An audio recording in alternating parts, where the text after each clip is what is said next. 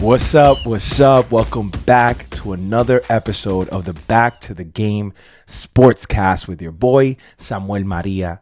Thank you so much for tuning in to another episode. I want to get this episode out there because there were some really exciting games over the weekend. OKC Nuggets, Celtics, Lakers. I really want to get into some of that. I wanted to actually dive into some of the footage, some of the tape of the game, some of the things that I noticed and give you guys some of the visual evidence. But the news cycle moves so fast in this business that I just want to get it out there. So I'm going to try to do my best to illustrate what I saw, and hopefully you'll be able to agree or disagree and find this somewhat informative or entertaining. As far as sports talks goes, over the weekend, we had some great basketball. I still maintain that this is kind of a low point. The NBA season's kind of winding down, and baseball hasn't really gotten started. Football is where in between. The draft is nowhere close.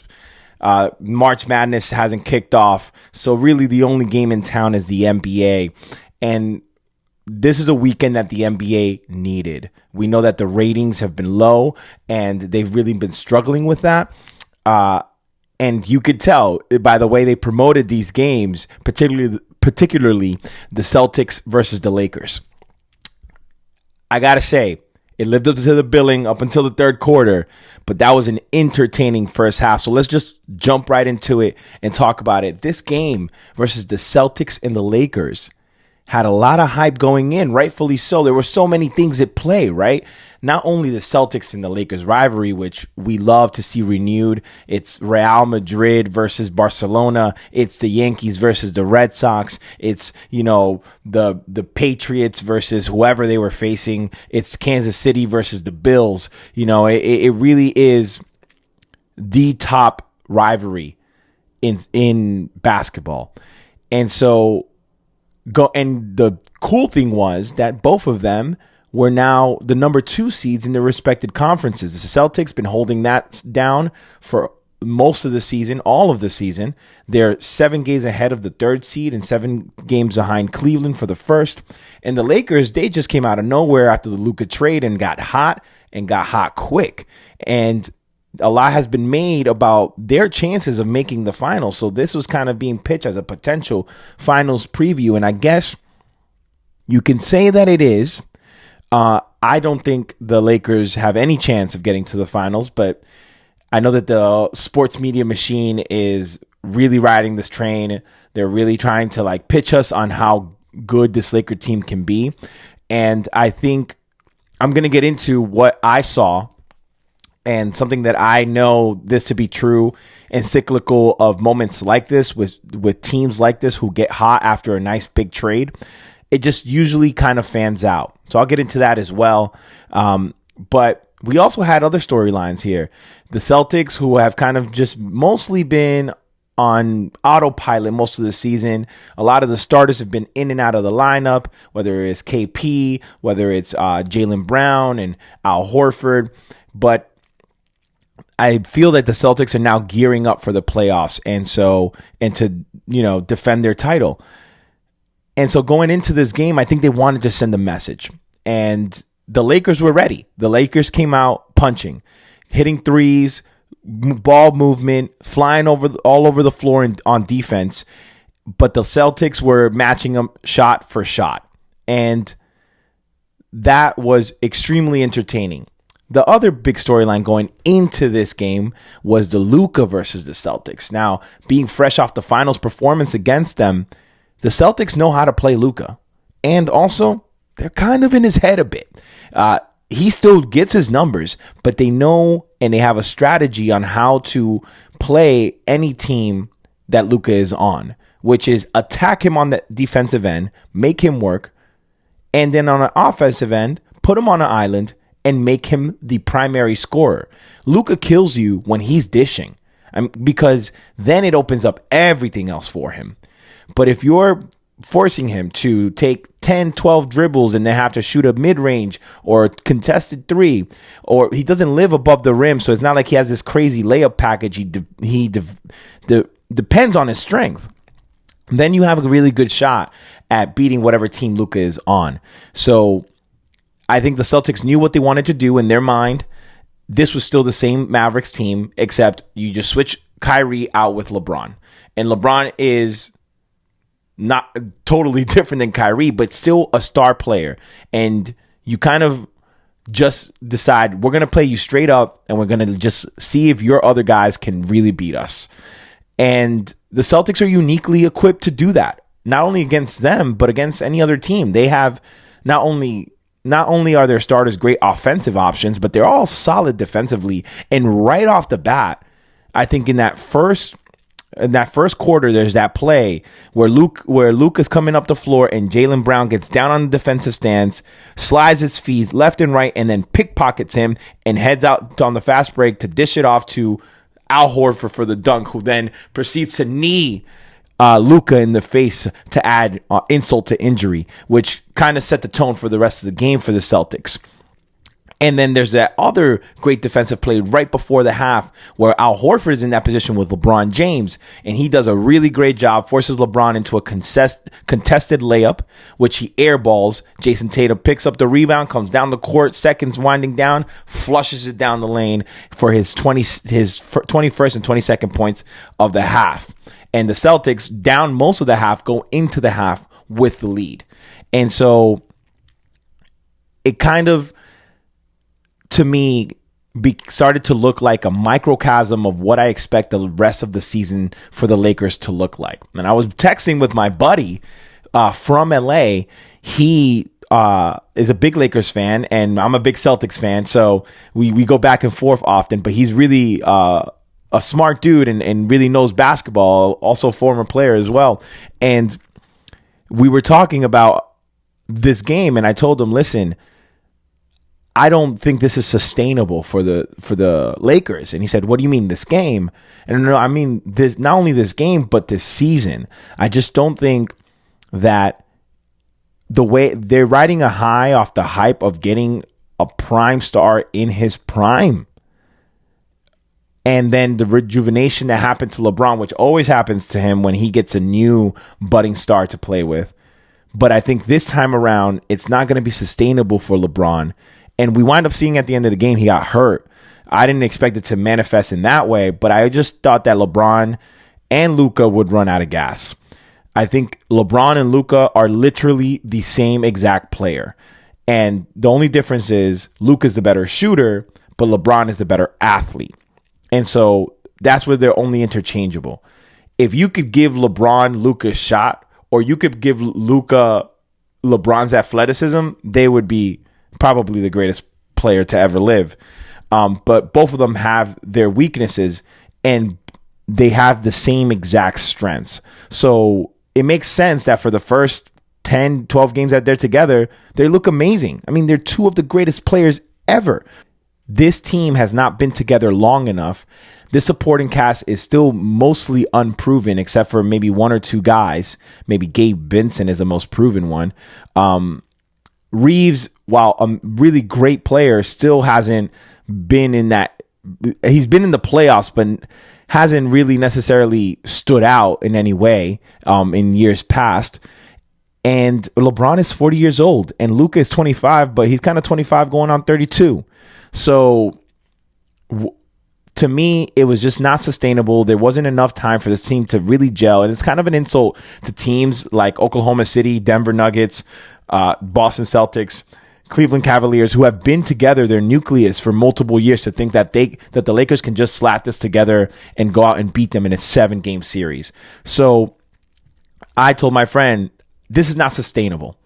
To me, the best situation that can happen to this Laker team for the rest of this year is to have a nice little playoff run and then go out either in the second round or in the Western Conference Finals. Because this will turn, most definitely, they will lose in the finals. Whoever they play in the finals, they will lose to, because they will either run out of gas or just the other team will have just much more chemistry and a better game plan and have better personnel to deal with them, whether it's Cleveland or Boston, which is the two teams that will most likely be in the finals on the East. And this will turn into a Kansas City situation. It's almost it's almost like the Kansas City Chiefs would have been better off not making the Super Bowl than losing in the Super Bowl. So I think the best situation for the Lakers is also the one that will happen. They will flame out. They're riding a high right now. Every talking head is trying to convince you that they're amazing. And it's been amazing to watch Luka and LeBron on the court together. Although I am of the thinking that LeBron stays playing with new superstars. I mean, how many Hall of Famers do you need? But hey, that's a story for another day. So there's that. Now back to the actual game. Another thing that I noticed and I kind of touched upon is Jaylen Brown's in Luka's head.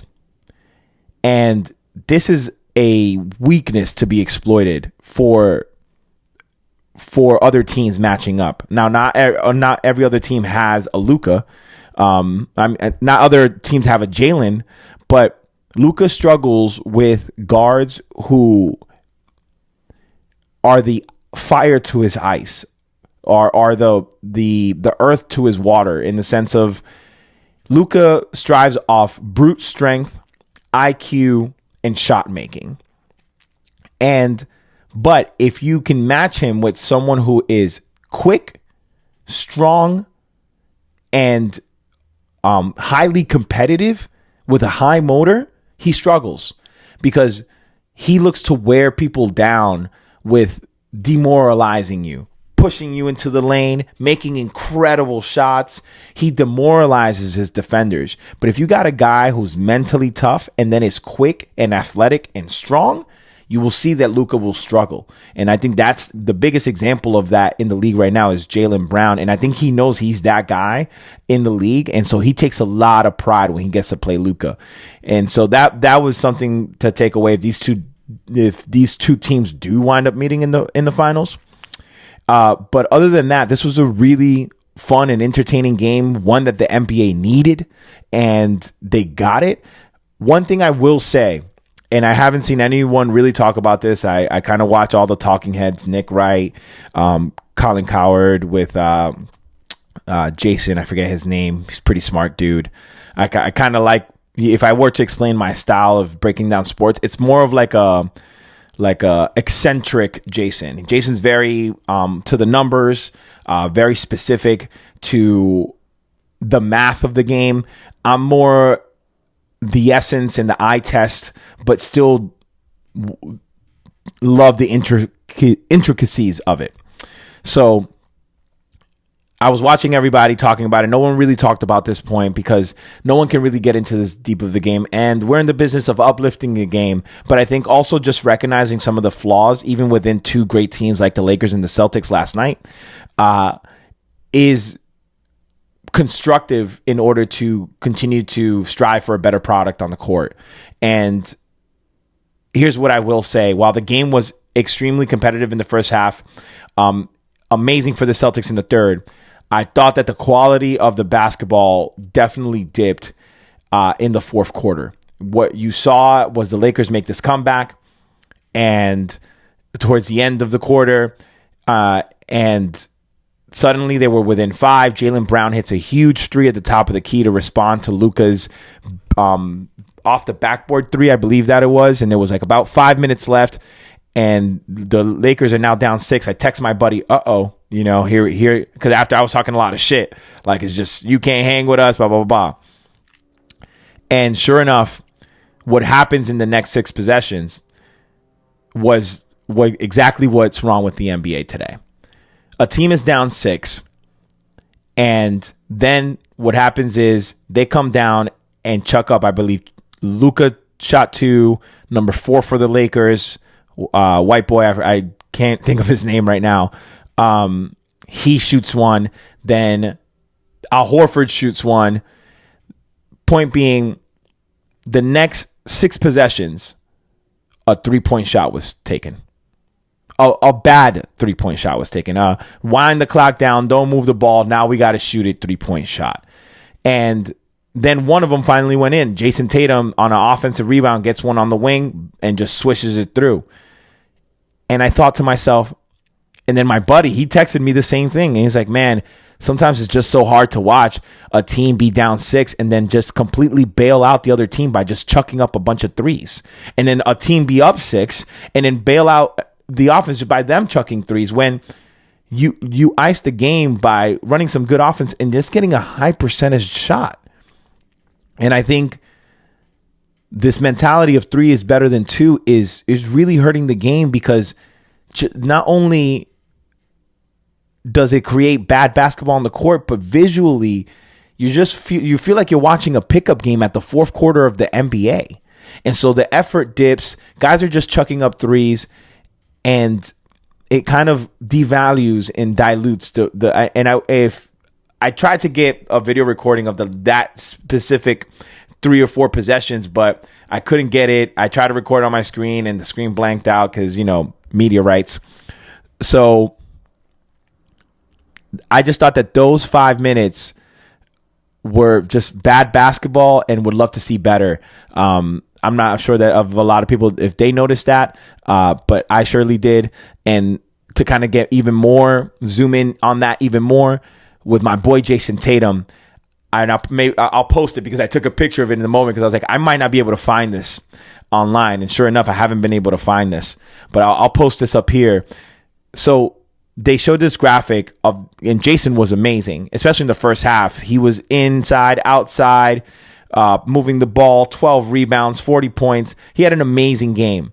And then they showed his shot chart.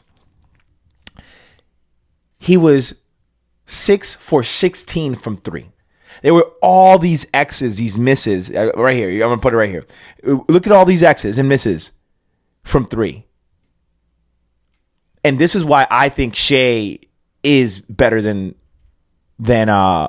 Jason, is because Shai still plays more like a traditional 2 guard, a traditional Kobe, a traditional MJ, Vince Carter, Ray Allen, in the sense. And I love Steph because he does this as well. Even though he shoots a lot of threes, he uses the whole floor.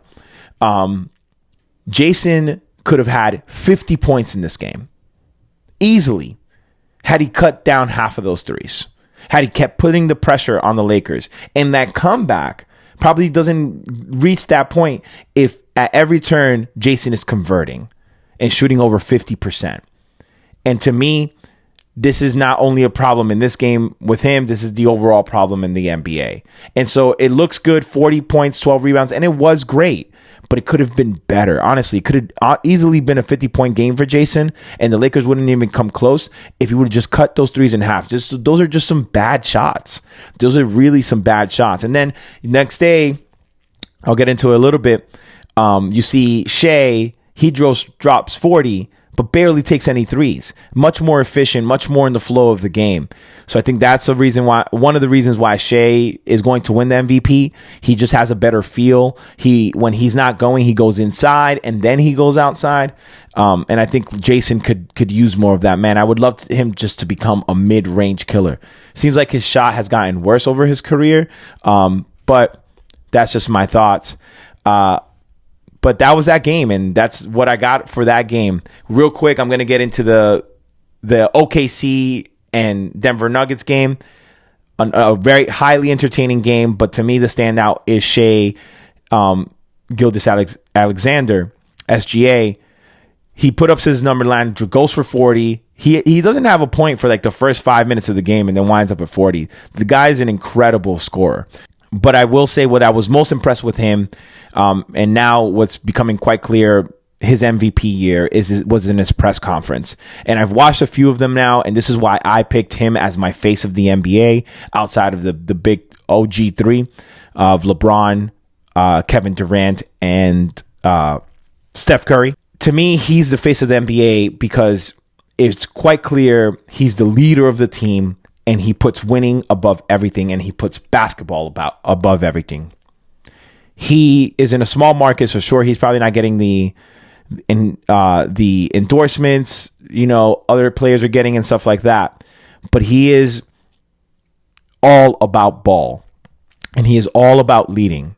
In the post-game interview, all he talked about was getting the win, and really the reporter kept trying to bait him into his individual stats. He kept bringing it back to the fact that this was a good team that they played, and whatever he did, it didn't matter. 17, 40, 15, 25, 30.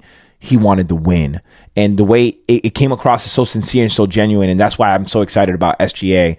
Not only because I love his game, but I love his mentality. I love his attitude. So that's the one thing I got to say about that and that game. And then the last thing I want to address in this episode to kind of wrap this up and get this out there is, I didn't really want to talk about this, but I just have one quick opinion about it. And I would love to hear if anyone out there agrees with me. There's been a lot of opinion about the Stephen A. Smith and LeBron James situation. I had an initial emotional response because I tend to be a LeBron detractor. But some time waned on. I've heard a lot of people talk about it, and I understand the point of view of people who are on LeBron's side. And I also see, and mostly what I'm on is on Stephen A's side, although his response was not necessarily my expectation, especially since he's elevated so much in his profile in the last year, particularly politically and outside of sports. I didn't expect him to cower the way he did for LeBron.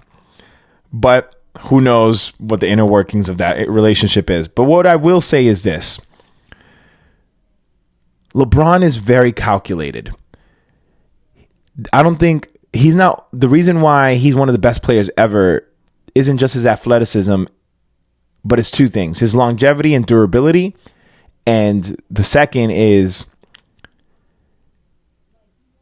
his IQ. He is the smartest player on the court almost every night. And it's almost been to his detriment at times, because off the court, he tries to bring the same thing where he is just thinking about every moment before it happens. So there's no one to tell me that he didn't think, once he spotted Stephen A., that he would approach him after the game. And that he picked that game after a huge win. And instead of making it about a huge win over a great competitor, the Knicks, he decided that would be the time to address Stephen A. Smith, who, in my view, hadn't talked about Bronny for weeks. So this is kind of old to a degree. I mean, everyone's been talking about Bronny, but it's been a few weeks. All the talk has been in praise of the Lakers. I think Stephen A. just conceded LeBron to be like the GOAT based on longevity. And then he chose to do this. And I think this is not the first time we see LeBron do stuff like this. And that's what bothers me about it, is that for as good of a citizen, father, all the crap that people say that he just comes off often as lacking self-awareness and having a narcissistic quality to him, where he really thinks he's a king, really thinks that people should bow down to him. When the truth is, you brought your son into the league. He wasn't ready for it. He averaged like 3, 4, 5 points in college and went through a very serious traumatic experience. And yet you forced a situation when you could have easily handled it differently. You could have sent him to the G League right off the bat, let him earn his spot on the team, and then maybe would have had a storyline now at this slow part of the year where at the end of the season, Bronny James makes an appearance that he earned. But LeBron's off-the-court decisions often come off to me as very ego first, and I don't think that this is any different. Maybe I'm nitpicking here. Do you disagree? I don't know. Let me know in the comments. But it just came off like you could have just asked them to come meet you by the locker room or the hallway. You decided to do it on the sidelines where you know people are recording and you know people are watching. And I know LeBron knows this. And yet everybody will jump straight to the, well, Stephen A. speaks about his son as public. That's his job. That's his job. But if you're addressing something personal, make it personal. And I think LeBron knew what he was doing, and not only wanted to address it, but he wanted to address it in that way. He knew. How often do we watch LeBron go up to another player after a game and and they do this when they talk, put their towels over their mouths? He purposely looked at Stephen A., towered over him, and mouthed the words because he knew people would be recording, and he knew. It was calculated. And this is my problem with LeBron. He's very calculated, insidious in that way. And it goes over most people's heads, but it doesn't go over my head. I see you, my man. Not cool. To try to, I don't know, what's the word here? But put down another guy, for doing his job. You may disagree how he's doing his job, but that could be addressed in a different way. Anyway, I think that's all I got for this weekend sports headlines. The Lakers-Celtics game, great game. I don't think it's going to be a finals preview. I think the Lakers will flame out. SGA continued to prove he is the best player in the NBA right now, today. Jokic a close second for this year, but overall I think Jokic is the better player. And LeBron, just another off-putting narcissistic moment that wasn't really necessary. Your son is a grown man, bro. And you put him in this position. Now you're blaming others for talking about it, for addressing it. I will say this. I heard Nick Wright last night, and he tried to justify this, and he rambled off a list of second rounders that we don't talk about. Those second rounders are not LeBron's son. This logic that some of these LeBron stands operate on drives me nuts. Anyways, thanks for tuning in. This has been another episode of the Back to the Sportscast with your boy, Samuel Maria. As always, let me know what you think in the comments. Do you agree with the Stephen A. and LeBron take? Do you think the Lakers are going to make the finals? How about the Celtics? And do you think SGA is the best player in the league? Or do you think it's still Jokic? I want to know. So leave those comments below. And as always, like, subscribe, and share. And thank you so much for tuning in. It's your boy Samuel Maria signing out. Peace.